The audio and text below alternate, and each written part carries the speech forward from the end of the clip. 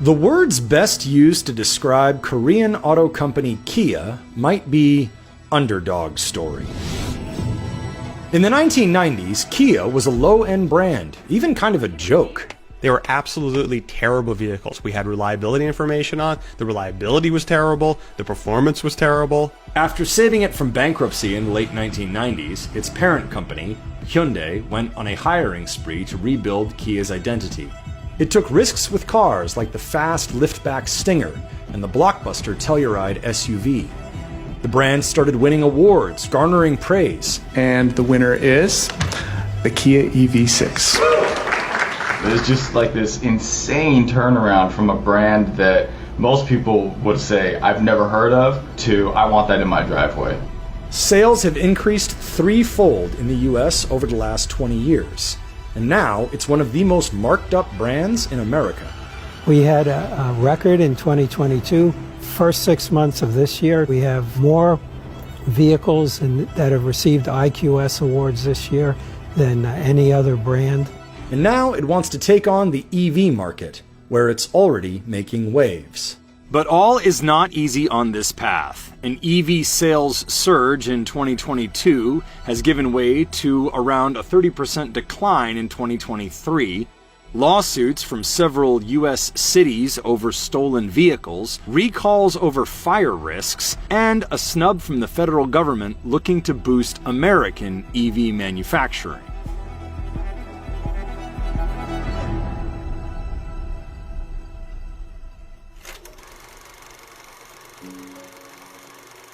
Kia started out as a components maker in 1944, steel tubes and bicycle parts. It manufactured Korea's first bicycle, the Samchuli, in 1952. Then came the K360 three-wheeler in 1962, and the T600 in 1969, and the Brisa, first as a pickup in 1973, then a passenger car the following year. In 1994, Kia entered the US. The company's early image in the United States was primarily that of a value brand with an undistinguished product.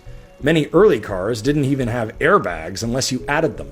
Typically, when you enter the U.S. market, you take your best shot with what you have, and you come in from a price positioning perspective, and you want to try to appeal on that type of entry value.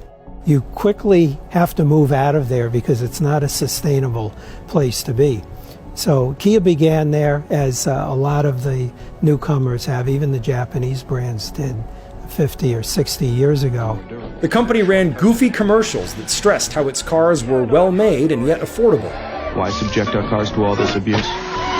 Because we think it's about time everyone had a well-made car. The brand also expanded slowly across the U.S., beginning in the western states. They had a very confused identity in the 90s. I mean, I hate to say this, but it's like, almost like corporate strategy was like, let's throw spaghetti at the wall and see what sticks. Vehicles like the Kia Borrego, which was this bizarre vehicle that was an SUV that looked like a car-based SUV, was based on a truck. They had the Kia Amante, which was this car that was trying to look like a Jaguar or something that was just terrible. Turns out that was just the beginning of its problems. In 1997, Kia, which at the time was the second largest Korean automaker behind Hyundai, went bankrupt. That contributed to the Korean financial crisis.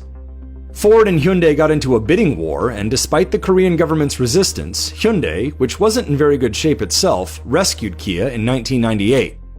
The Korean government was hoping that Ford's entry into the country would boost foreign investment and bring technological know-how. Hyundai paid about $912 million in cash and was given a condition that about $5.8 billion in debt would be written off in return for a 51% stake.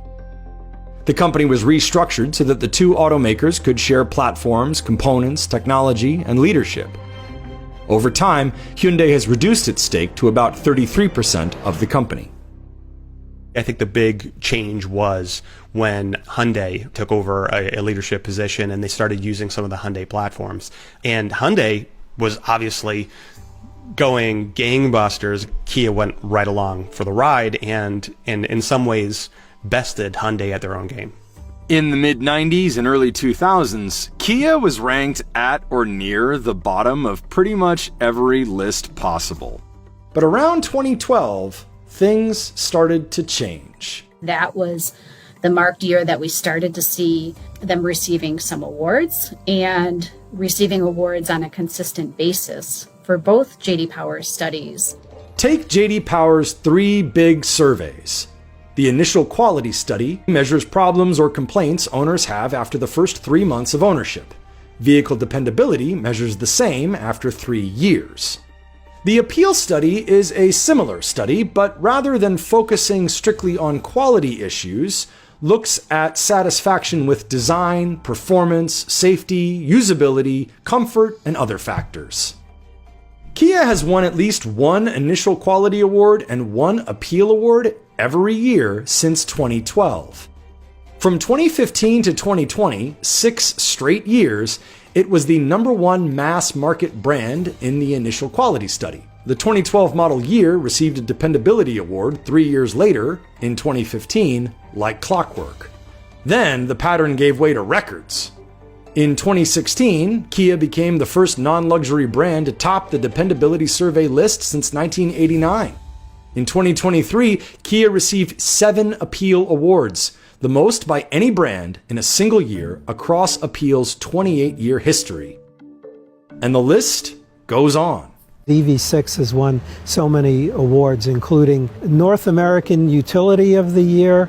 It won European Car of the Year. The EV6 GT won World Performance Car of the Year. And sales have followed suit. Between 2002 and 2022, globally, sales have grown from $12.8 billion to $66.9 billion.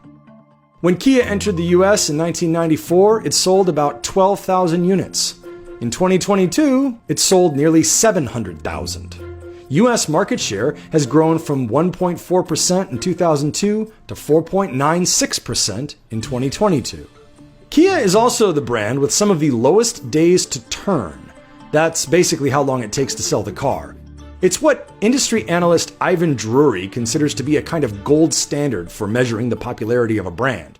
Both the demand for the brand and wider industry demand play a key role. Numbers can rise and fall. For example, in 2005, Kia's average was 83. But by 2012, days to turn had fallen to 33, second only to Subaru among direct competitors. It rose again to a high of 79 in 2017, almost back where it had been and behind several rivals. In 2021, it fell again to 40, and by 2022, the number was at 15. Of course, this is a trend across the board, tight inventories brought on by supply chain troubles and other industry-wide problems. But in 2022, it was behind only Toyota, Subaru, and sister brand Hyundai. Through the month of July in 2023, it was in 3rd place. The most telling aspect of our success is that when a lot of our competitors recover from their supply chain challenges, we're still holding our share. Kia is also one of the brands with the highest dealer markups. For several years, they've consistently outperformed rivals. When they have had to mark down products, Kia dealers have discounted the least compared with peers. In 2022, Kias were on average marked up 6% above their sticker price, far above the competition. That is not welcome news to buyers, but it shows that many are willing to pay. We're getting customers trading in cars from all kinds of luxury brands. Our transaction prices are higher than our competitions in the same segment. When you look at Telluride, it's been selling over MSRP since its introduction some time ago, and it's still holding up there. And we've doubled the production of it. So it isn't that it was an extreme shortage, it's the demand for that product. You think of them as the budget brand, the rental car brand. Now you go to the dealership, people are bidding on these things. Like, that's pretty wild. So, how did it happen? It took them a while building the brand, really understanding what the US consumer wants for quality, for features, for content, for style, for reliability. First, the company, as did sister brand Hyundai, offered a 100,000-mile powertrain warranty on vehicles. Certainly when you have a brand that you're not really sure of, to go and say, hey, we're going to go cover this car for 10 years, which was somewhat unheard of, that gave people a lot of confidence. There were also high-profile hires. Hyundai Motor Corporation, Kia and Hyundai's parent, hired Albert Biermann, former head of BMW's M Performance division. Biermann oversaw R&D on the engineering side. He made big improvements to Hyundai, Kia, and Genesis cars. He played a leading role in developing high-performance cars for both Kia and Hyundai, including the Hyundai Veloster N and the Kia Stinger. Kia got Peter Schreier as Chief Design Officer, known for designing cars such as the Audi TT. Kia's designs have been essential in distinguishing the brand, and over time it has gained a reputation for being one that is willing to take risks. Some of their designs are quirky, even polarizing. Take the Kia Soul, a car that has inspired so much hate it has trended on social media. But they serve a niche and come attached with clever marketing that retains the sense of humor the brand displayed in its early days in the US. It had a terrific advertising campaign. I mean, with the hamsters. You can get with this or you can get with that. I mean, a lot of people buy Toyota Highlander, for instance. I think a lot of people would say they're a bit boring. You look at a Kia Telluride, it's a little more aspirational. It's not a luxury brand, but it's something a little bit special that people are a little more excited about.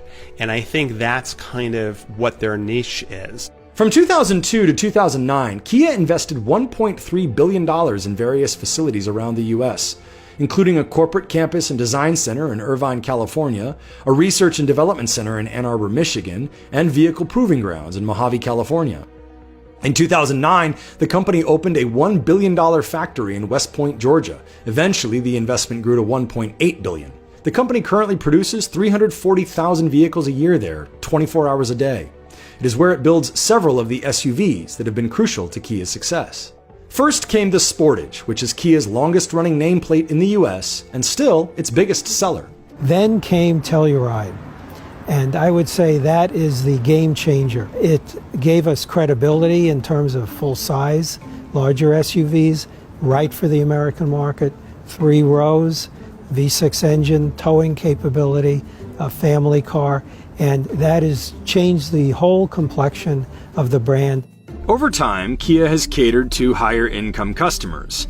In 2019, 34% of Kia buyers had incomes over $100,000. By 2022, it was 46%. We see that with some automakers, as they redesign one product, it becomes the DNA for the brand, but then they hold on too tight. They're not willing to pivot. They see that there's changes in the marketplace. They're not willing to do anything about them because they say, look, don't mess with success. Whereas Kia said, you know what, let's just risk it. Let's just go that way. Hey, you know what, market's going SUVs. Let's make an SUV, but let's make an SUV. Let's make a really square, boxy thing when everyone else is saying, look, these soft rotors are hot. They knew people still wanted something that said, I'm gonna go off-road. Whether or not you did or you didn't doesn't matter, but the fact that it looks like you can does matter. Kia also changed its logo and underwent a rebranding, the latest in a series of several such changes. That has gotten everyone's attention. People notice it, what's going on with Kia, and they start to look deeper.